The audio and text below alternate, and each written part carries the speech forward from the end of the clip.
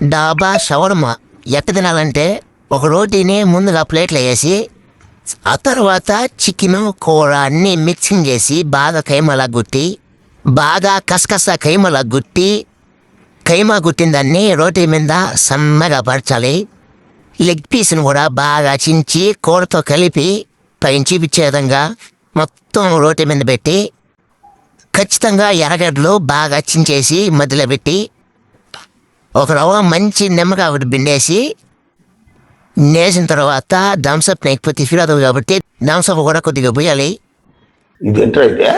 అరే నీ అబ్బా. తర్వాత మళ్ళా ఒక రవ్వ నిమ్మకాయ పిండి బాగా రోల్ చేసి 4-5 సార్లు దింగి తినేడువే.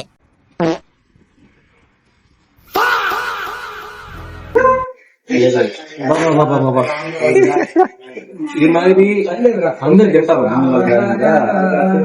మీకు కూడా తినాలనిపిస్తుంది, కానీ మీరు తింటా నేను తింటాను. మీరందరూ జనాల కోసం బతుకుతారు, నేను నా కోసం బతుకుతాను, అంతే తేడా.